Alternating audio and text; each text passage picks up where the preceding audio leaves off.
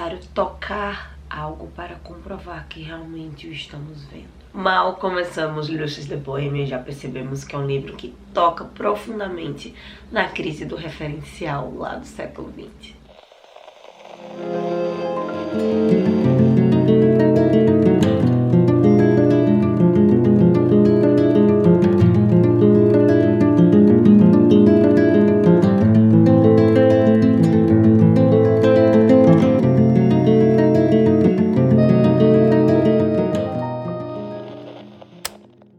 O que temos para hoje são Chutes e Dulcineias. Eu sou a Larissa Bertolino, você está no canal Uma Garota Quixotesca, onde nós tratamos de literatura, sempre partindo de pressupostos, temáticos, ideias que saiam do nosso queridíssimo Dom Quixote de La Mancha. E mais especificamente, você se encontra no primeiro episódio, no primeiro comentário sobre as páginas iniciais de Luxes de Bohemia, del Valle Inclán, o texto que nós escolhemos para nossa jornada encaminhando pela Generação de 98, pelo modernismo espanhol. Essa semana nós conhecemos Max Estrella, um nome bem sugestivo para indicar glória, um nome forte e ao mesmo tempo mostrar que as palavras, a relação entre signo e significante está mudando. Afinal, o Max é um poeta, um intelectual que é cego como grandes nomes da literatura clássica, como Homero, por exemplo, mas ele se encontra nesse período que já seria considerado por alguns teóricos como a pós-modernidade, que nesse caso ser cego não é uma vantagem ou não carregaria em si nenhum atributo de oráculo, né, como os poetas antigos. Apesar de sim se encaixar muito bem, servir para muitos simbolismos e jogos que o Valle Inclán vai propor no texto, mas não tem todo esse poder do o poeta que enxerga simplesmente aquilo que os outros não veem. Até porque há uma quebra um pouco nessa ideia do poeta boêmio, ideal, digamos assim, principalmente que foi muito trabalhado durante o século XIX, não só pelo romantismo, mas em especial por esse movimento, por essa classe artística. Por falar em deficiências, né, o Dom Latino, o amigo que vai ser co-protagonista junto com Max Estrella na obra, acaba também formando outro parzinho, né, dessa vez não complementar, mas em contraponto com o Dom Gay, traz toda a sua ideia, todas as suas propostas sobre o que a Grã-Bretanha, os britânicos estavam produzindo no que se refere à arte, e o Dom Latino vai ser o personagem que vai bater muito de frente com essas inovações e essa paixão que o Dom Gay tem em relação à cultura, à língua britânica, à língua inglesa. Ele meio que a personificação dessa luta pelas línguas latinas, pelas culturas, a literatura latina no espaço europeu ocidental. Isso para mim foi muito significativo, pensando que eu estudei no meu TCC, no meu mestrado, justamente um outro autor dessa mesma época do Valle Inclán, que propunha um modernismo que é visto também universalizante, tão bom quanto o modernismo anglo-saxão, germânico, que muitas vezes é colocado como menor simplesmente porque é latino. Ao mesmo tempo que o Dom Latino tem asma, quando que o Estrella não tem.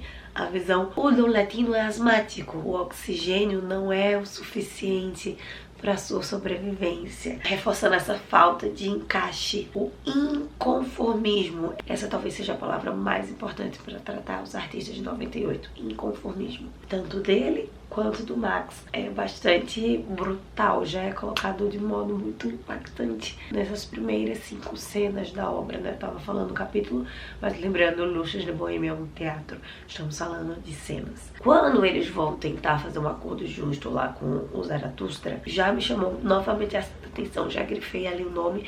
No início eu tinha entendido que o Zaratustra era tipo o nome da livraria, mas não, é o nome do dono da livraria, né, do bibliotecário, digamos assim. E também um outro nome forte, um outro nome extremamente simbólico para o modernismo, justamente por representar, como Peter vai dizer, né, a influência, a sombra de Freud e a sombra do Nietzsche durante todo o modernismo, seja inclusive até antes mesmo dos pensadores. O Zaratustra aqui é uma personificação desse niilismo, o símbolo da busca em não limitar o indivíduo, essa perda de sentido que junta o que o Peter vai colocar como exame cerrado de si mesmo e a heresia por princípio, que acaba sendo, de certa forma, uma consequência. Não temos texto suficiente para dizer que o Max Estrela é um niilista, mas ele tem um pé muito forte nesse pensamento, é muito claro. Esse pensamento que o Zaratustra representa está muito reforçado no ambiente da boemia, os boêmios espanhóis. O Max e até o Zaratustra, né, reivindicar direitos autorais, de certa forma, é quase como o herói indo de encontro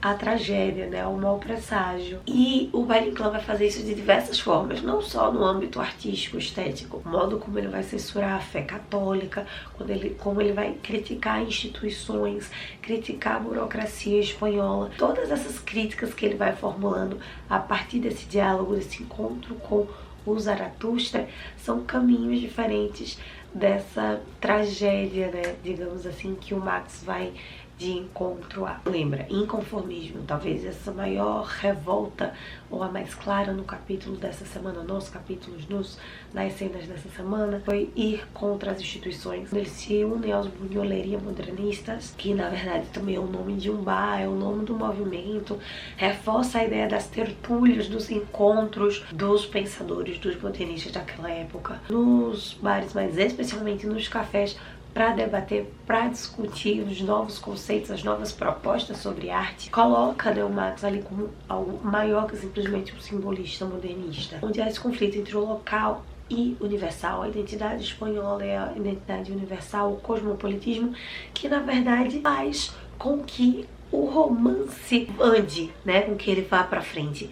É mais do que simplesmente o indivíduo ali em contraste para desenvolver o enredo do romance, mas a própria condição da arte como algo universal ou individual. Isso fica bem evidente quando existe a disputa ali, os modernistas se considerando simplesmente seres superiores, enquanto o Marx se considera alguém comum, alguém do povo, né, trazendo esses dois vieses novamente. E nós chegamos no que pra mim é o ponto auge desses primeiros 5 insertos, é quando o Max é levado pra prisão. Talvez ali seja o ponto mais forte do pensamento pessimista, do existencialismo, do anarquismo, mas especialmente dessa crise, né, do ensimesmamento, do exame cerrado, que todos nós, em teoria, deveríamos ou vamos passar. O diálogo entre o Max e o Cesante, de certa forma, né, o interrogatório que um faz pro outro, foi, sim, o ponto alto dessa semana. Amarra muito bem todas as provocações que foram lançadas desde a primeira cena, desde o primeiro momento do livro. Claro, sabendo que ainda temos 10 cenas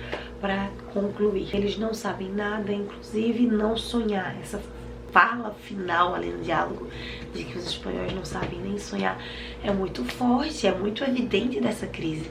Lembremos que o auge da literatura espanhola até então, né, no Barroco, foi o Dom Quixote, La Vida es Sueño, Sergismundo, era uma crise do sonho. E agora estamos na segunda crise do sonho, ainda mais intensa. Se o espanhol não sabe sonhar, ele não sabe nada. Ele não sabe viver, ele não sabe ser.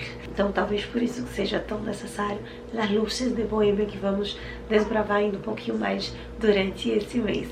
Então é isso, meus queridos cavaleiros andantes.